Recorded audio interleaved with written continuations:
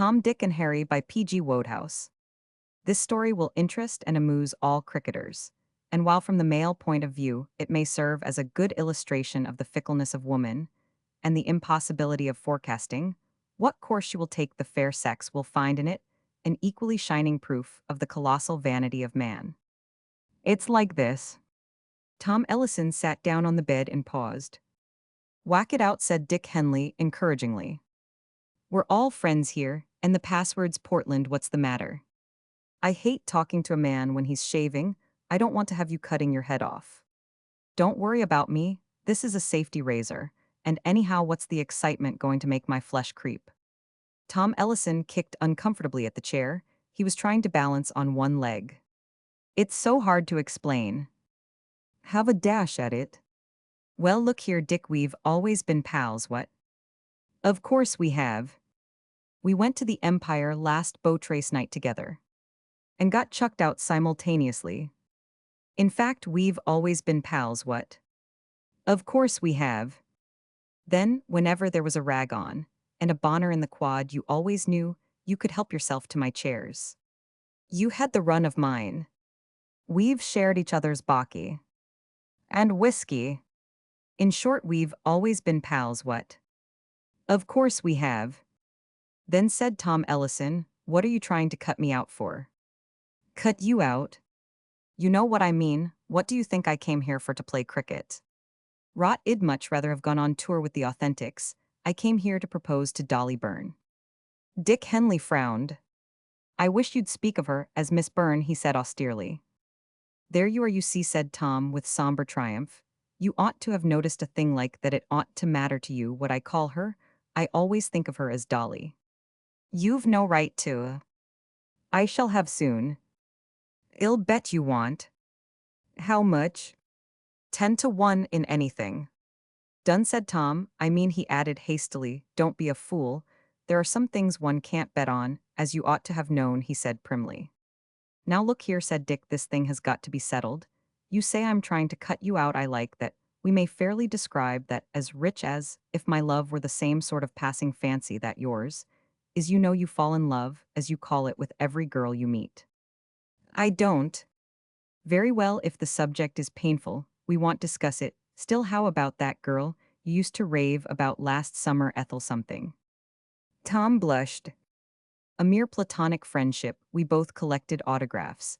And if it comes to that, how about Dora Thingamy? You had enough to say about her last winter. Dick reddened. We were on good terms, nothing more. She always sliced with her brassy. So did Roman one, it formed a sort of bond. There was a pause. After all, resumed Dick, I don't see the point of all this. Why rake up the past? You aren't writing my life. You started raking. Well, to drop that, what do you propose to do about this? You're a good chap, Tom, when you aren't making an ass of yourself. But I'm hanged if I'm going to have you interfering between me and Dolly. Miss Byrne. Another pause. Look here, said Dick, cards on the table. I've loved her since last commem. So have Roman one. We went up the char together in a can-eater alone. She also did the trip with me, no chaperone. Twice with me. Same here. She gave me a couple of dances at the Oriole Ball. So she did me. She said my dancing was so much better than the average young man's. She told me I must have had a great deal of practice at waltzing. In the matter of photographs, said Tom, she gave me one. Me too. Do you mean also, or a brace? Inquired Tom anxiously. Also, confessed Dick with reluctance. Signed. Rather. A third pause. I tell you what it is, said Tom, we must agree on something, or we shall both get left. All we're doing now is to confuse the poor girl. She evidently likes us both the same. What I mean is, we're both so alike that she can't possibly make a choice unless one of us chucks it. You don't feel like chucking it, Dick, what? You need to be more of an idiot than you can help. I only asked, so we are evidently both determined to stick to it. We shall have to toss then, to settle which is to back out, and give the other man a show. Toss, shouted Dick, for Dolly never. But we must do something. You want back out like a sensible man. We must settle it somehow. It's all right, said Dick. I've got it. We both seem to have come here and let ourselves in for this rotten little village match on a wicket. which will probably be all holes and hillocks simply for Dolly's sake. So, it's only right that we should let the match decide this thing for us. It won't be so cold-blooded as tossing C. You mean? Whichever of us makes the bigger score today wins. The loser has to keep absolutely off the grass. Not so much as a look or a remark about the weather, then of course after the winner has had his innings if he hasn't brought the thing off. And she has chucked him, the loser can have a look in, but not a moment before understand. All right. It'll give an interest to a rotten match, said Dick. Tom rose to a point of order. There's one objection, you being a stodgy sort of bat, and having a habit of sitting on the splice, always get put in first. I am a hitter, so they generally shove me in about fourth wicket in this sort of match. The man who goes in fourth wicket is likely to be not out half a dozen at the end of the innings. Nobody stays in more than 3 balls, whereas you going in first will have time for a decent knock before the rot starts. Philo. I don't want to take any advantage of you, said Dick, condescendingly. I shan't need it. Well, see Drew after breakfast, and get him to put us both in first. The Rev. Henry Drew, cricketing curate, was the captain of the side. Consulted on the matter after breakfast, the Rev. Henry looked grave. He was taking this match very seriously, and held decided views on the subject of managing his team. The point is, my dear Ellison, he said, that I want the bowling broken a bit before you go in. Then your free aggressive style would have a better chance. I was thinking of putting you in fourth wicket. Would not that suit you? I thought so. Tell him, Dick. Look here, Drew, said Dick Yowell, regard what I am going to say as said under seal of the confessional, and that sort of thing want you. I shall of course respect any confidence you impart to me, my dear Henley. What is this dreadful secret? Dick explained. So you see, he concluded, it's absolutely necessary that we should start fair. The Rev. Henry looked as disturbed as if he had suddenly detected symptoms of Pelagianism in a member of his Sunday school class. Is such a contest quite, is it not a little, he said. Not at all, said Dick, hastening to justify himself and friend. We must settle the thing somehow, and neither of us will back out. If we didn't do this, we should have to toss. Heaven forbid, said the curate, shocked. Well, is it a deal? Will you put us in first? Very well. Thanks, said Tom. Good of you, said Dick.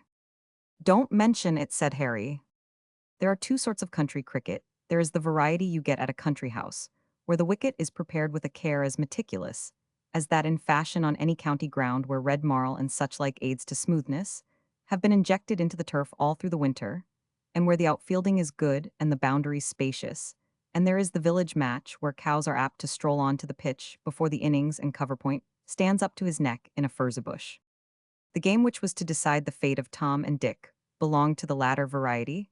A pitch had been mown in the middle of a meadow kindly lent by Farmer Rowlett, on condition that he should be allowed to umpire, and his eldest son Ted put on to bowl first. The team consisted of certain horny-handed sons of toil, with terrific golf shots in the direction of square leg, and the enemy's ranks were composed of the same material. Tom and Dick, in ordinary circumstances, would have gone in to bat in such a match, with a feeling of lofty disdain, as befitting experts from the civilized world, come to teach the rustic mind what was what. But on the present occasion, the thought of all that depended on their bats induced a state of nerves which would have done credit to a test match. Would you mind taking first BB ball, old man, said Tom. All right, said Dick. He had been on the point of making the request himself, but it would not do to let Tom see that he was nervous. He took guard from Farmer Rowlett and settled himself into position to face the first delivery. Whether it is due to the pure air of the country or to daily manual toil is not known, but the fact remains that bowlers in village matches, whatever their other shortcomings, seldom fall short in the matter of speed. The present trundler, having swung his arm round like a flail, bounded to the crease and sent down a ball which hummed in the air. It pitched halfway between the wickets in a slight hollow caused by the foot of a cow, and shot. Dick reached blindly forward, and the next moment his off stump was out of the ground. A howl of approval went up from the supporters of the enemy, lying under the trees. Tom sat down limp with joy. Dick out for a duck. What incredible good fortune! He began to frame in his mind epigrammatic sentences for use in the scene which would so shortly take place between Miss Dolly Byrne and himself. The next man came in and played, flukily but successfully, through the rest of the over. Just a single, said Tom to himself, as he faced the bowler at the other end. Just one solitary single, Miss Burnmay? I call you Dolly, do you remember that moonlight night on the char in my Canadian canoe we two? That shrieked bowler and wicket-keeper as one man. Tom looked blankly at them. He had not gone within a mile and a half of the ball, he was certain. And yet there was the umpire with his hand raised as if he were the Pope bestowing a blessing. He walked quickly back to the trees, flung off his pads, and began to smoke furiously. Well, said a voice. Dick was standing before him, grinning like a gargoyle. Of all the absolutely delirious decisions, began Tom. Oh yes, said Dick rudely. I know all about that, why I could hear the click from where I was sitting. The point is what's to be done now. We shall have to settle it on the second innings. If there is one. Oh, there'll be a second innings, all right, there's another man out on a wicket like this, we shall all be out in an hour, and we'll have the other side out in another hour, and then we'll start again on this business. I shall play a big game next innings, it was only that infernal ball shooting that did me. And I said, Tom, if the umpire has got over his fit of delirium tremens, or been removed to Colney Hatch, shall almost certainly make a century. It was 4 o'clock by the time Tom and Dick went to the wickets for the second time. Their side had been headed by their opponents by a dozen on the first innings to 56. A splendid spirit of confidence animated the two batsmen. The umpire, who had effected Tom's downfall in the first innings, had since received a hard drive in the small of the back, as he turned coyly away to avoid the ball, and was now being massaged by strong men in the taproom of the village inn. It was the sort of occurrence, said Tom, which proved once and for all the existence of an all-seeing benevolent providence. As for Dick, he had smoothed out a few of the more important mountain ranges, which marred the smoothness of the wicket, and was feeling that all was right with the world. The pair started well, the demon bowler of the enemy having been feted considerably under the trees by enthusiastic admirers during the innings of his side, was a little incoherent in his deliveries. 4 full pitches did he send down to Dick in his first over, and Dick had placed 16 to his credit before Tom, who had had to look on anxiously, had opened his account. Dick was a slow scorer as a rule, but he knew a full pitch to leg when he saw one. From his place at the other crease, Tom could see Miss Byrne and her mother sitting under the trees watching the game. The sight nerved him. By the time he had played through his first over, he had reduced Dick's lead by half. An oyster would have hit out in such circumstances.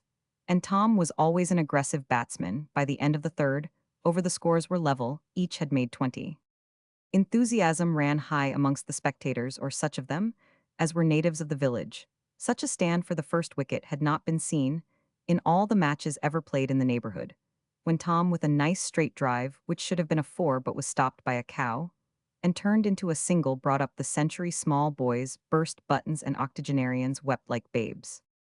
The bowling was collared. The demon had long since retired, grumbling, to the deep field. Weird trundlers, with actions like nothing else on earth had been tried, had fired their ringing shot. And past one individual had gone on with lobs, to the acute delight of everybody, except the fieldsmen who had to retrieve the balls, and the above-mentioned cow. And still Tom and Dick stayed in and smote, while in the west the sun slowly sank. The Rev. Henry looked anxious. It was magnificent, but it must not be overdone a little more, and they would not have time to get the foe out for the second time, in which case the latter would win on the first innings, and this thought was as gall to him. He walked out and addressed the rival captain. I think, said he, we will close our innings.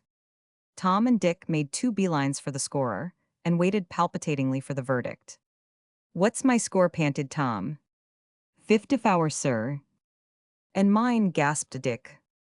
54 too, sir. You see, my dear fellows, said the Rev. Henry, when they had finished, and his voice was like unto oil that is poured into a wound. We had to win this match, and if you had gone on batting, we should not have had time to get them out. As it is, we shall have to hurry. But hang it, said Tom. But look here, said Dick. Yes? What on earth are we to do? Said Tom. We're in precisely the same hole as we were before, said Dick. We don't know how to manage it. We're absolutely bunkered. Our competition, you see. About Miss Byrne, don't you know? Which is to propose first? We can't settle it. The Rev. Henry smiled a faint, saintly smile and raised a protesting hand. My advice, he said, is that both of you should refrain from proposing. What? Said Dick. What? Said Tom. You see, purred the Rev Henry, you are both very young fellows. Probably you do not know your own minds, you take these things too sary. Now look here, said Tom. None of that rot, said Dick. I shall propose tonight. I shall propose this evening. I shouldn't, said the Rev Henry, the fact is. Well, well, I didn't tell you before for fear it should put you off your game, but Miss Byrne is engaged already, and has been for 3 days. The two rivals started. Engaged, cried Tom. Whom to hiss, Dick? Me, murmured Harry.